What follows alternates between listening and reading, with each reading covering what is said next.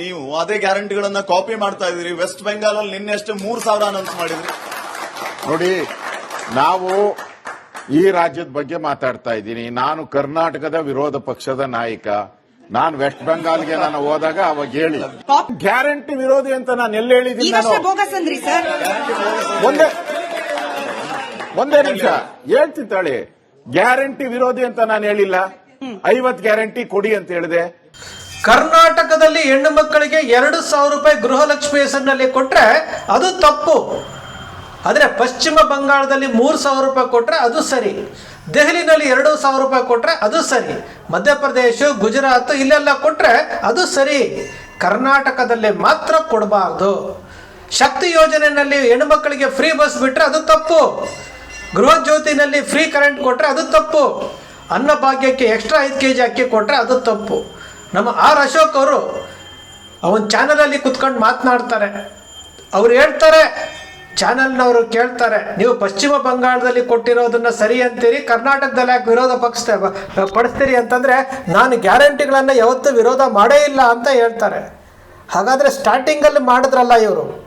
ಕರ್ನಾಟಕದಲ್ಲಿ ಹಲವಾರು ವಸತುಗಳನ್ನು ಕೊಟ್ಟಿರುವಂಥದ್ದು, ಒಳ್ಳೆಯದನ್ನೂ ಕೊಟ್ಟಿದ್ದಾರೆ, ಕೆಟ್ಟದ್ದನ್ನು ಕೊಟ್ಟಿದ್ದಾರೆ. ಕರ್ನಾಟಕ ಒಂದು ಓಟಿಗೆ 500 ರೂಪಾಯಿ ನೋಟನ್ನು ಪರಿಚಯ ಮಾಡಿದ್ದು ಇದೇ ಭಾರತೀಯ ಜನತಾ ಪಕ್ಷದ ಯಡಿಯೂರಪ್ಪ ಮತ್ತು ಜನಾರ್ದನ್ ರೆಡ್ಡಿ ಅವರು. ಒಂದು ಓಟಿಗೆ 500 ರೂಪಾಯಿ ತೋರಿಸಿದ್ದೇ ಗಣಿದಣಿಗಳು.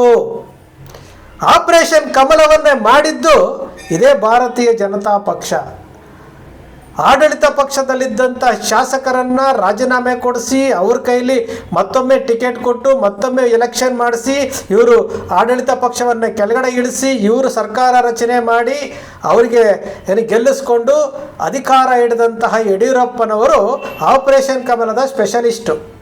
ಅದು ದೇಶವ್ಯಾಪಿ ವಿಸ್ತಾರ ಆಗೋಯ್ತು. ಇದನ್ನು ಜನ ಮರ್ತು ಬಿಡ್ತಾರೆ. ಜನರಿಗೆ ಶಾರ್ಟ್ ಮೆಮೊರಿ, ಮರ್ತು ಬಿಡ್ತಾರೆ. ಇವತ್ತು ಅದಾಗಿದ್ದ ತಕ್ಷಣ ಮಹಾರಾಷ್ಟ್ರ ಆಯಿತು, ಮಧ್ಯಪ್ರದೇಶ ಆಯಿತು, ಅಸ್ಸಾಂ ಆಯಿತು, ಗೋವಾ ಆಯಿತು, ಎಲ್ಲ ರಾಜ್ಯಗಳಲ್ಲೂ ಸಹ ಆಪರೇಷನ್ ಕಮಲ ಆಯಿತು.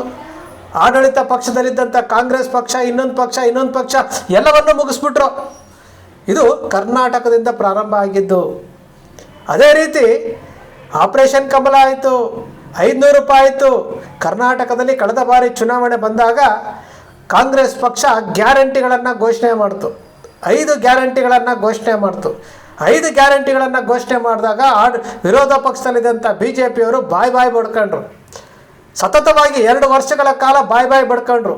ಅದಾದ ನಂತರ ಇದನ್ನೇ ಗ್ಯಾರಂಟಿಗಳನ್ನು ಬೇರೆ ಬಿಹಾರ ಆಗಿರ್ಬೋದು, ಮಧ್ಯಪ್ರದೇಶ ಆಗಿರ್ಬೋದು, ರಾಜಸ್ಥಾನ್ ಆಗಿರ್ಬೋದು, ಮಹಾರಾಷ್ಟ್ರ ಆಗಿರ್ಬೋದು, ಎಲ್ಲ ಕಡೆ ಗ್ಯಾರಂಟಿಗಳನ್ನು ಕೊಟ್ಟಾಗ ಅವತ್ತು ಇದು ಸರಿ ಕಾಣಿಸ್ತು ಇವರಿಗೆ.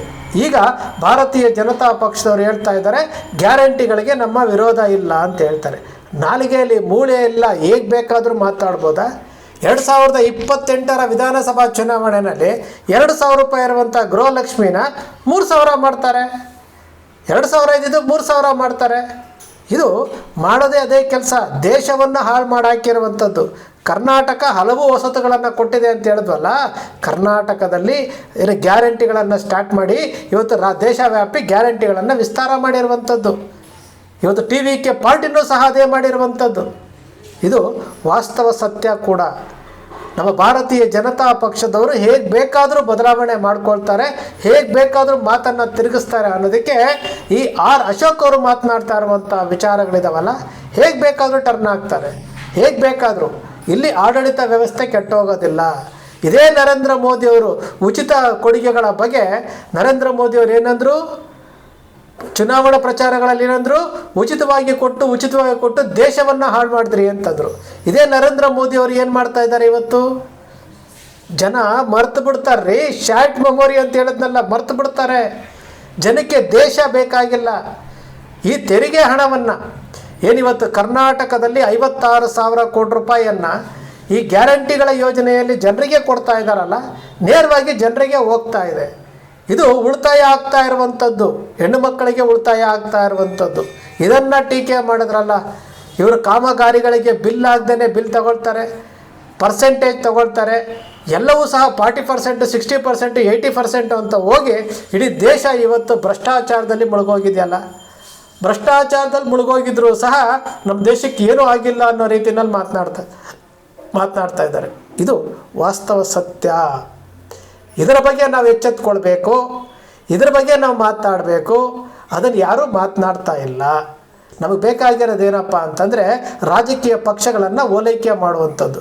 ಇದೇ ಆರ್ ಅಶೋಕ್ ಅವರು ಅವತ್ತು ಮಾತನಾಡಿರುವಂತಹ ವಿಚಾರ ಇವತ್ತು ಪ್ರಶ್ನೆ ಮಾಡ್ಬೋದಾಗಿತ್ತಲ್ಲ. ಅಪ್ಪಿ ತಪ್ಪಿ ಆ ಚಾನಲ್ನವರು ಒಂದು ಸರಿ ಪ್ರಶ್ನೆ ಮಾಡಿಬಿಟ್ರು, ನೀವು ಹೇಳಿದ್ರಲ್ಲ ಅಂತ. ಇಲ್ಲ ನಾನು ವಿರೋಧ ಮಾಡಿಲ್ಲ ಅಂತೇಳಿ. ಇದು ನಮ್ಮ ಕಣ್ಣು ಮುಂದೆ ನಡೀತಾ ಇರುವಂತಹ ರಂಗಿನಾಟ ಅನ್ಬೇಕೋ ಬಯಲಾಟ ಅನ್ಬೇಕೋ ಗೊತ್ತಿಲ್ಲ. ಒಟ್ಟಿನಲ್ಲಿ ಜನರನ್ನು ಮೂರ್ಖರನ್ನಾಗಿ ಮಾಡ್ತಾ ಇರುವಂಥ ರಾಜಕಾರಣಿಗಳನ್ನು ನಂಬಿಕೊಂಡು ಈ ದೇಶವನ್ನು ಅವ್ರ ಕೈಲಿ ಕೊಟ್ಟಿದ್ದೀವಿ, ಈ ರಾಜ್ಯವನ್ನು ಅವ್ರ ಕೈಲಿ ಕೊಟ್ಟಿದ್ದೀವಿ. ಸಾಲ ಮಾಡಿ ಇಡೀ ದೇಶವನ್ನು ಪ್ರಪಾತಕ್ಕೆ ತೆಗೆದುಕೊಂಡು ಹೋಗ್ತಾ ಇದ್ದಾರೆ. ಇವ್ರು ಯಾರೂ ಸಹ ಕೈಯಿಂದ ಹಣ ಹಾಕೋರು ಯಾರೂ ಅಲ್ರಿ. ಈ ದೇಶದ ಹೆಸರನ್ನು ಇಟ್ಕೊಂಡು ಪ್ರಜೆಗಳನ್ನು ಹೇಳ್ತಿದ್ರಲ್ಲ, ಪ್ರಜೆಗಳ ಹೆಸರ ಮೇಲೆ ಇವರು ಸಾಲ ಮಾಡ್ತಾ ಇರುವಂಥದ್ದು, ಪ್ರಜೆಗಳನ್ನು ಲೆಕ್ಕ ಹಾಕಿ ಸಾಲ ಮಾಡ್ತಾ ಇರುವಂಥದ್ದು, ದೇಶದ ಆಸ್ತಿಗಳನ್ನು ಇಟ್ಟು ಸಾಲ ಮಾಡ್ತಾ ಇರುವಂಥದ್ದು. ಈ ದೇಶವನ್ನು ಇಟ್ಕೊಂಡು ಬ್ರಿಟಿಷರ ಆಳಿದ್ರಲ್ಲ, ಅವರಿಗಿಂತ ಓಪ್ಲೇಸ್ ಆಗ್ತಾ ಇರುವಂತಹ ದೇಶ ನಮ್ಮದು. ಈ ರಾಜಕಾರಣಿಗಳಿಂದ ಓಪ್ಲೇಸ್ ಆಗ್ತಾ ಇದೆಯೇ ಹೊರತು ದೇಶ ಯಾವ ಕಾರಣಕ್ಕೂ ಉದ್ಧಾರ ಆಗ್ತಾ ಇಲ್ಲ, ಯಾರಿಗೂ ಬೇಕಾಗಿಲ್ಲ. ಇವತ್ತು ಯುವಕರು ಕಾಕ್ರೋಚ್ ಜನತಾ ಪಾರ್ಟಿ ಅಂತ ಬಂದಿದೆ, ಅದು ಎಷ್ಟು ದಿವಸ ನಿಲ್ಲುತ್ತೋ ಗೊತ್ತಿಲ್ಲ. ಅವ್ರಿಗೂ ಎದುರಿಸೋಕೆ ಪ್ರಾರಂಭ ಮಾಡಿಬಿಟ್ಟಿದ್ದಾರೆ. ಅವರೇನಾದರೂ ಎದುರ್ಕೊಂಡು ಸುಮ್ಮನೆ ಆಗೋಯ್ತು ಅಂದರೆ ಇದೊಂದು ಮೂಮೆಂಟು ಅರ್ಧಕ್ಕೆ ನಿಲ್ಲುವಂತಹ ಲಕ್ಷಣಗಳು ಕಾಣ್ತಾ ಇದ್ದಾವೆ. ಹುಡುಕ್ತಾ ಇದ್ದಾರೆ. ಪಾಕಿಸ್ತಾನ ಅಂತಾರೆ, ವಿದೇಶ ಅಂತಾರೆ, ಯಾರೋ ಒಬ್ಬರು ಸುಪಾರಿ ಕೊಟ್ಟಿದ್ದಾರೆ ಅಂತಾರೆ, ಎಲ್ಲವನ್ನೂ ಸಹ ಹುಟ್ಟು ಹಾಕ್ತಾ ಹೋಗ್ತಾ ಇದ್ದಾರೆ. ದೇಶವನ್ನು ರಕ್ಷಣೆ ಮಾಡಬೇಕಾದಂಥ ಯುವಕರು ಇವತ್ತು ರಾಜಕಾರಣಿಗಳನ್ನು ಓಲೈಕೆಗೆ ನಿಂತ್ಕೊಂಡು ಕೂತಿದ್ದಾರಲ್ಲ, ಇದು ಬಹಳ ಅಪಾಯಕಾರಿ ಬೆಳವಣಿಗೆ.